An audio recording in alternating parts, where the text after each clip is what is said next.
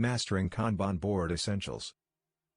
Forgotten elements on your Kanban board are silently killing your team's productivity. Which key elements should we consider when designing and structuring our Kanban board to ensure it effectively supports our team's unique needs and workflows, enabling us to achieve operational excellence? When designing and structuring a Kanban board to ensure it effectively supports a team's unique needs and workflows, enabling operational excellence, there are several key elements to consider. These elements can be broadly categorized into four main areas: visualization, workflow, metrics, and continuous improvement. Visualization. Columns. The columns on the Kanban board should represent the different stages of work, from left to right, in the order that the work flows through the team. This could include columns such as ready, in progress, done, or more specific columns tailored to the team's workflow. The number of columns should be kept to a minimum to avoid unnecessary complexity. Cards. Each card on the board should represent a single piece of work, such as a task, feature, or bug fix. Cards should include essential information such as a unique identifier, description, and any relevant details or attachments. Swim lanes. Swim lanes can be used to divide the board into separate horizontal lanes, each representing a different category or type of work. This helps to visualize and manage different streams of work and can be particularly useful for teams working on multiple projects or initiatives. Visualization of work items. Consider using different colors, icons, or images to visually distinguish between different types of work items, such as features, bugs, or maintenance tasks. This can help team members quickly identify and prioritize their work. Workflow.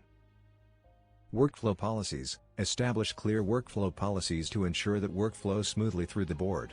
This could include defining the entry and exit criteria for each column, the rules for moving work items between columns, and the process for handling blocked or stalled work items. Work in progress, WIP, limits. Implement VIP limits to control the amount of work in progress at each stage of the workflow. This helps to prevent overload, reduce multitasking, and improve focus.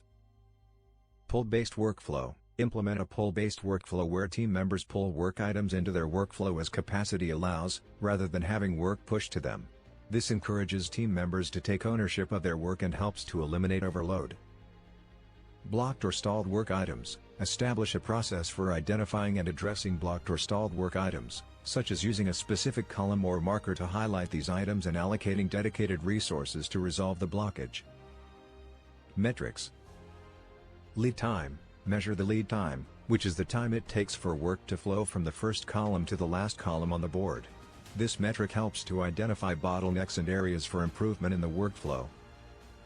Cycle time. Measure the cycle time, which is the time it takes for work to complete once it has started. This metric helps to identify areas where work is getting stuck or slowed down. Throughput. Measure the throughput, which is the amount of work completed within a given time period. This metric helps to identify trends and patterns in the team's productivity. Flow efficiency. Measure the flow efficiency, which is the percentage of time that work is actively being worked on. This metric helps to identify areas where work is being delayed or blocked. Continuous improvement. Regular board review. Hold regular board reviews to discuss the workflow, identify areas for improvement, and implement changes as needed. Retrospectives. Hold regular retrospectives to reflect on the team's processes and identify opportunities for improvement.